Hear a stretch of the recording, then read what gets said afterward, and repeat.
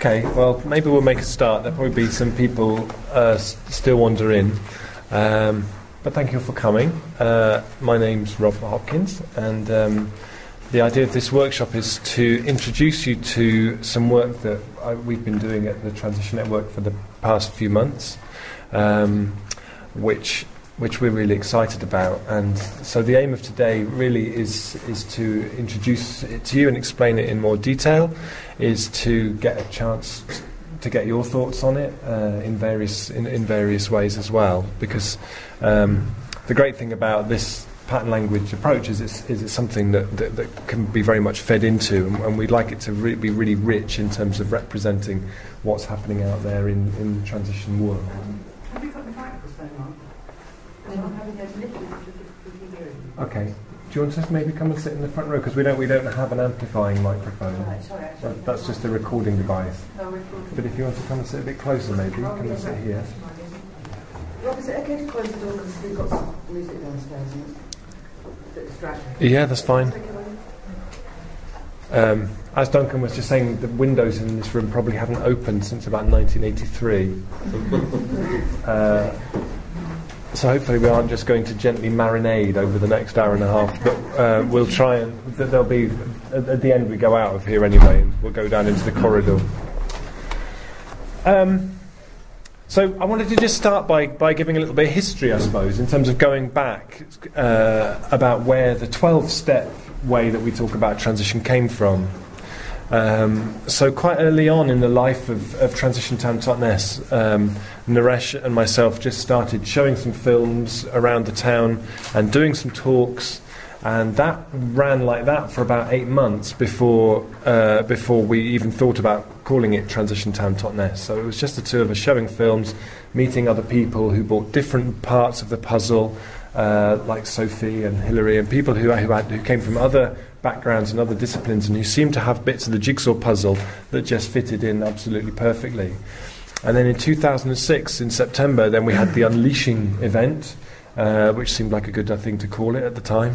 And then that was something which, shortly after that, then people from Lewis and Falmouth and a few other places came along, and Brixton came along and started saying, "What are you doing, and how does that work exactly? You know, what is this thing that you're doing that you're calling transition?" And Ben was putting the primer together, the transition primer, which most of you will have seen. So the 12 steps was an attempt at that point to try and identify what it was that we were doing. And at that time we were also very much looking at the links between addiction and transition. So the fact that there seemed to be 12 of these things, whatever they were, felt quite handy in terms of making that addiction sort of point as well. But then quite soon after that, then when Naresh and Sophie were developing the training, they started saying, well, they're not really all steps, are they, actually? Actually, some of them are steps, and some of them are actually tools, and some of them are more sort of thinking approaches, I suppose. So then they started calling them the 12 ingredients. And then so in the training it's referred to as the 12 ingredients, the last one of which is to create an energy descent action plan. So then Totnes, a month or so ago, got to the stage of actually producing its energy descent action plan. So strictly speaking, Totnes is actually finished now, and we can all just pack up and go home. It wasn't that fun. But of course it doesn't actually work like that, because actually we were only just getting started, really, in effect. So then there was some discussion on transition culture a while ago about what step 13 might look like, and saying, well, maybe step 13 is around social enterprise and how you actually create livelihoods to underpin this business. And then you start saying, well, yeah, but then what's step 14? Then it all just gets ridiculous at that point. And so the idea is to come up with a different approach and a different model which actually communicates what transition has become much, much better.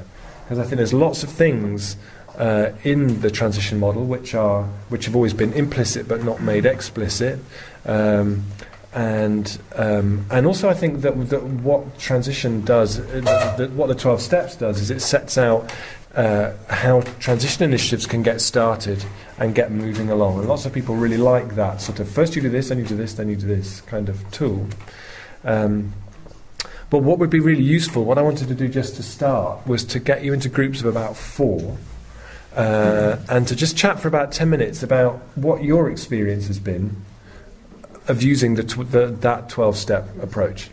What are its strengths, and what, having been working with it for the last couple of years, what you found to be its weaknesses as well.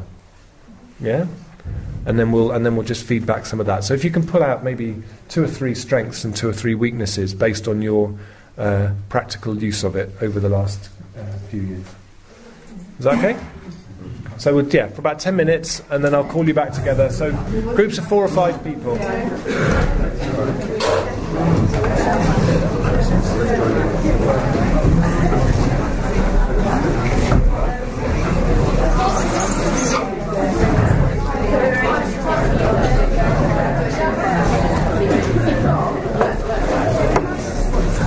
Oh yes.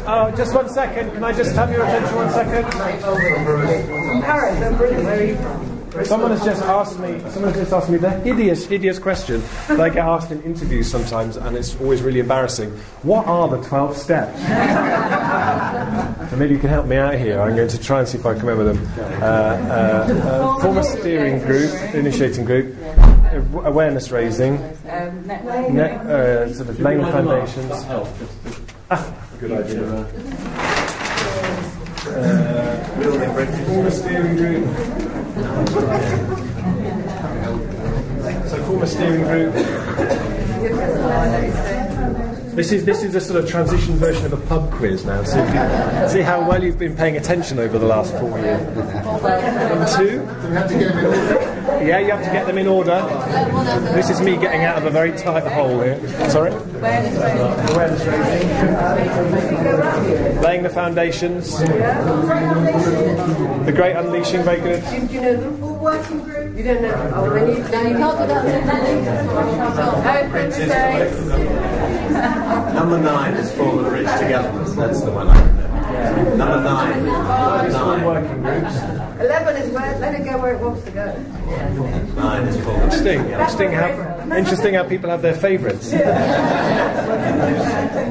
Yeah, form working groups. Using open space. Yeah, using open space. Is that number 6? Number 6? Reskilling, is it?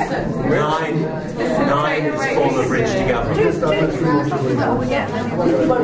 This is a very interesting exercise, isn't it? Energy.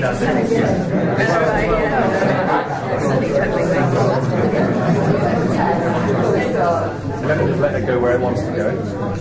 She's already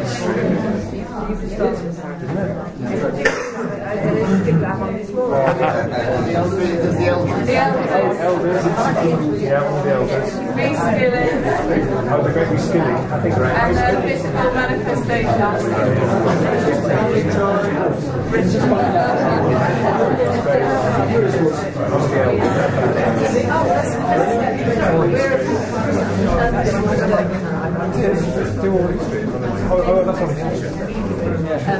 There's 2 gaps here, folks. Come on. Visible manifestation.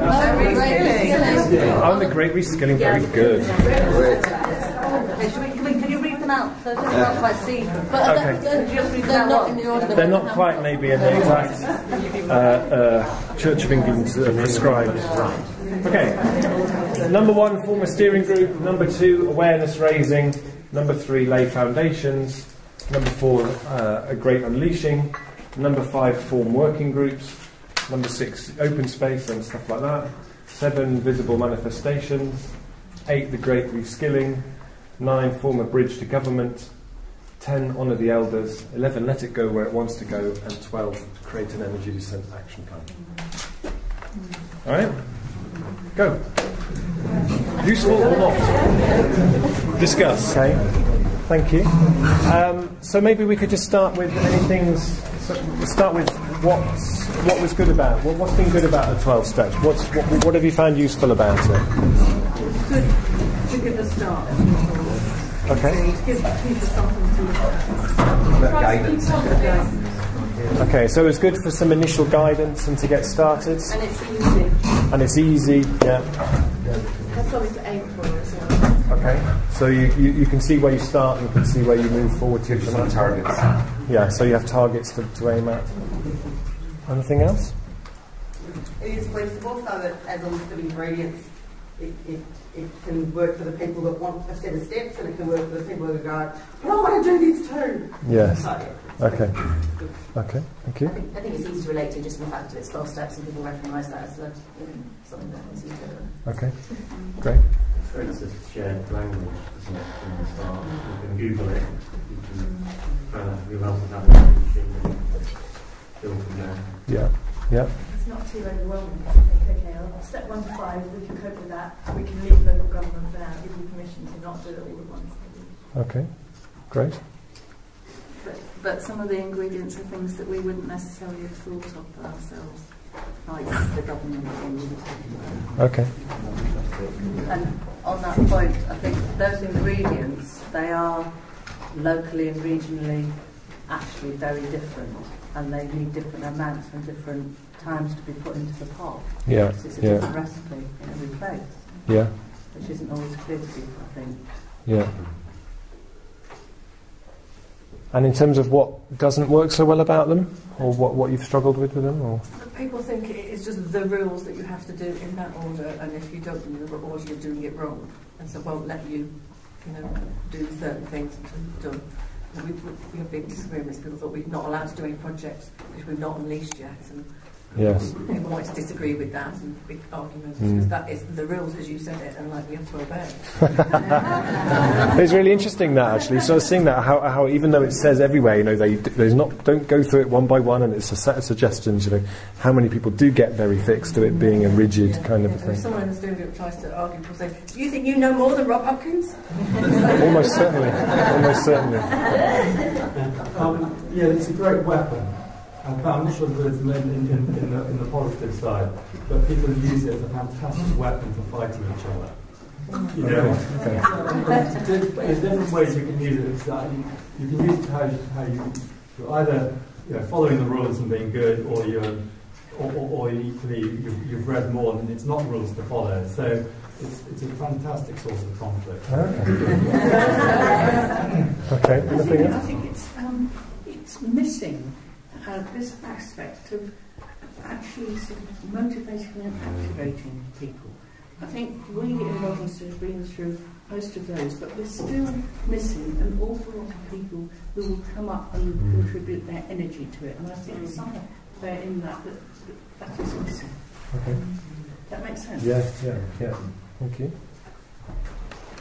And there's also sometimes a sense that if it doesn't work out like that you've failed. Yeah. So ours hasn't worked out like that.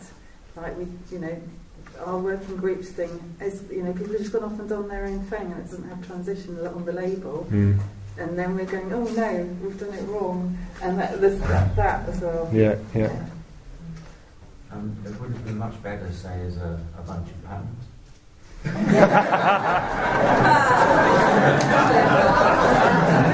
I think you might be onto something there.